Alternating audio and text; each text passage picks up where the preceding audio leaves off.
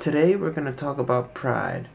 First, in the sense used commonly, the more positive meaning of it. Then we're going to talk about it in the way Christians use it, as a sin. The word pride can be used to describe a feeling of accomplishment, or the sense that we share in another person's accomplishment. For example, we feel pride and joy when we watch a family member or a friend graduate from college. Here, pride simply means sharing in that person's success.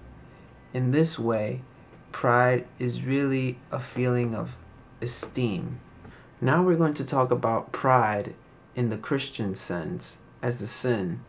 To do this, we're simply going to read excerpts from a book called Mere Christianity by C.S. Lewis. C.S. Lewis was a literary critic, a science fiction writer, and an atheist turned Christian who lived from 1898 to 1963. We're going to read from chapter 8, The Great Sin. In God, you come up against something which is in every respect immeasurably superior to yourself. Unless you know God as that, and therefore know yourself as nothing in comparison, you do not know God at all. As long as you are proud, you cannot know God. A proud man is always looking down on things and people, and, of course, as long as you are looking down, you cannot see something that is above you. According to Christian teachers, the essential vice, the utmost evil, is pride. Unchastity, anger, greed, drunkenness, and all that are mere flea bites in comparison. It was through pride that the devil became the devil. Pride leads to every other vice. It is the complete anti-God state of mind.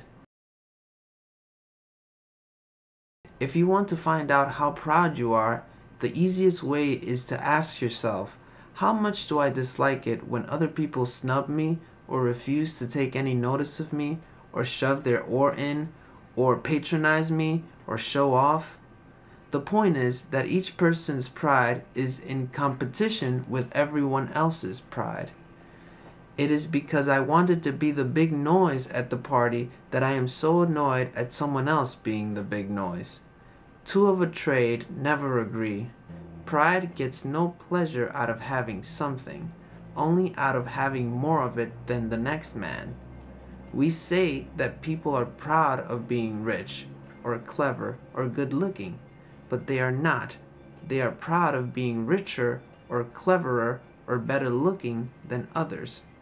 If everyone else became equally rich, or clever, or good-looking, there would be nothing to be proud about. It is the comparison that makes you proud, the pleasure of being above the rest.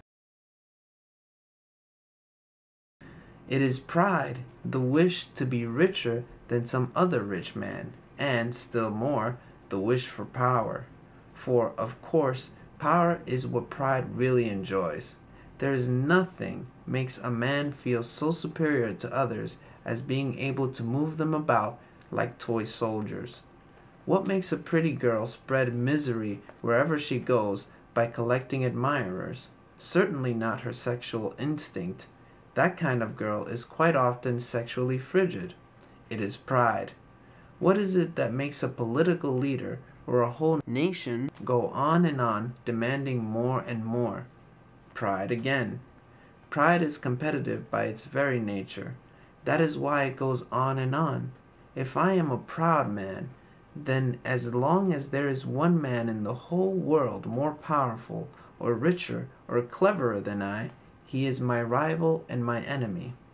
The Christians are right.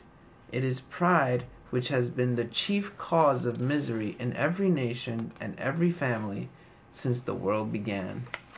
Other vices may sometimes bring people together. We may find good fellowship and jokes and friendliness among drunken people or unchaste people, but pride always means enmity. It is enmity. And not only enmity between man and man, but enmity to God. How is it that people who are quite obviously eaten up with pride can say they believe in God and appear to themselves very religious? I am afraid it means they are worshiping an imaginary God. They theoretically admit themselves to be nothing in the presence of this phantom God, but are really all the time imagining how he approves of them and thinks them far better than ordinary people. That is, they pay a pennyworth of imaginary humility to him and get out of it a pound's worth of pride towards their fellows. It is a terrible thing that the worst of all human vices can smuggle itself into the very center of our religious life. But you can see why. The other and less bad vices come from the devil working on us through our animal nature. But pride does not come through our animal nature at all. It comes direct from hell. It is purely spiritual. Consequently, it is far more subtle and deadly. For the same reason, pride can often be used to beat down the simpler vices. Teachers, in fact, often appeal to a child's pride, or as they call it, his self-respect, to make him behave decently. Many people have overcome cowardice or lust or ill temper by learning to think that these are beneath their dignity.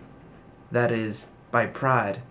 The devil laughs. He is perfectly content to see you becoming chaste and brave and self-controlled, provided all the time he is setting up in you the dictatorship of pride. Just as he would be quite content to see you recovering from a cold if, in return, he was allowed to give you cancer. For pride is spiritual cancer. It eats up the very possibility of love, or contentment, or even common sense.